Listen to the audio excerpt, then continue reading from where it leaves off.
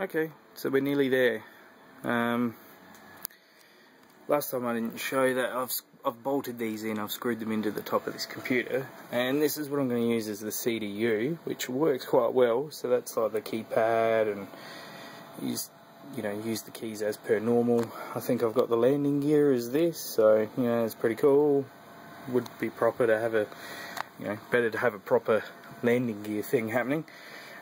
Still got the steering wheel pedals, they're still there, but this works fantastic. These MFDs, they're friggin' awesome. It won't work because it's paused, but I've done a dodgy job of super gluing them on, but the monitor was like a throwaway monitor, I can't sell that. So this is my pit so far, and it tucks away neatly as well. So let me just slide this out, like this, pull the chair forward, and then I can snuggle in there, turn out the lights, and I've got pretty much a cockpit. And then when I'm finished, tuck it in there, move the chair in. Pretty much only takes up the same amount of space that it did before. I'm pretty happy with it, and it works out quite well.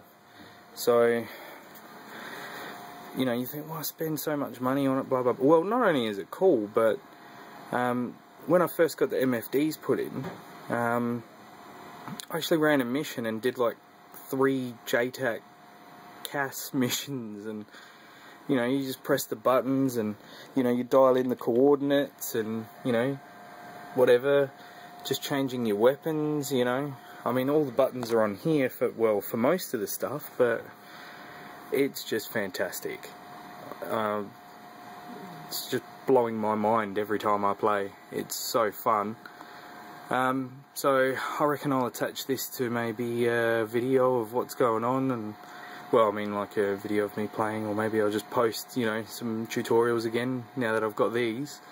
Unfortunately, I'm probably not going to use the keyboard anymore, so sorry learners.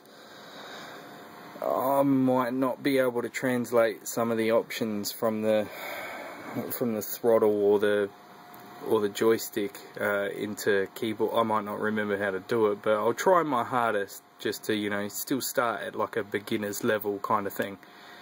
I mean, I'm still learning, I'm still a beginner, so I'm going through the motions as well. You'll learn what I learn once I pick it up and try and translate it as easy as possible to something that's understandable, if I can. I think that's it, really. That's all the excitement I've got.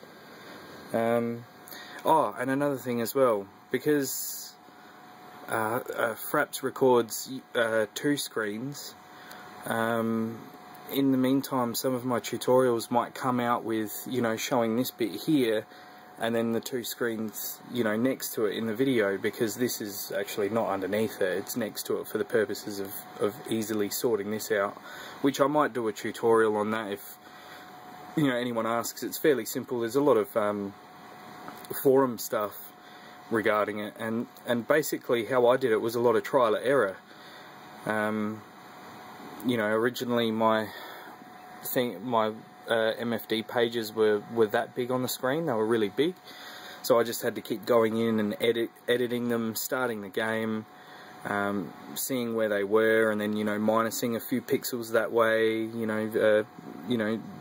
bringing it down and thinning it out, and through trial and error I managed to get them almost perfectly fitting. The only thing I noticed is in the tutorials, or not the tutorials, but like videos for YouTube and stuff, how to stick the MFDs to a screen. Someone mentioned double-sided tape. Now that sounds fantastic, and I thought awesome, except on the back of the MFDs they've got like a, I can't show you now because they're glued on, but they've got like little hooks in here. So what that means is they don't actually lay flush on the screen.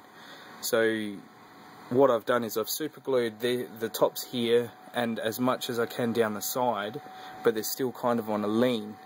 And depending on how close you are, See how the screen, well, you probably can't see, but the screens aren't perfect. They're a little bit that way, and they're, you know, they're not perfectly in there. The reason for that is when I'm sitting with my head up here and I'm looking down, because the MFDs are about, like, you know, 1.5 centimeters thick, it can obstruct your view a little bit. So, you know, I've tried to do it as best as I can, but, you know, that's not really too big a deal. It's just something to be aware of, that you can't just use double-sided tape unless you file it down, because they come on the stands, these stands here, and you can put the little sticks in there, extenders, and they kind of, you know, lean on there, and you can adjust the size of them. So yeah, I just unscrewed the little screw parts that are here from this bit. That's where they came on, and you know, you can adjust it down and up, and I just took this off and super glue. I didn't want to super glue it to the actual screen, at least if it's only, you know, super glued to the beveling on the side of the monitor. I can, you know, scrape it off or snap it off when I'm done with it, and, you know, file down the rough bits for use again.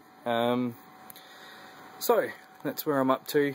It's friggin' awesome. I've gone from complete novice to complete novice without getting shot down, because of these MFDs and the keyboard. You know, having the whole setup, it's I don't know how I use the keyboard and that other joystick anymore to actually complete missions. No wonder I couldn't complete missions, really.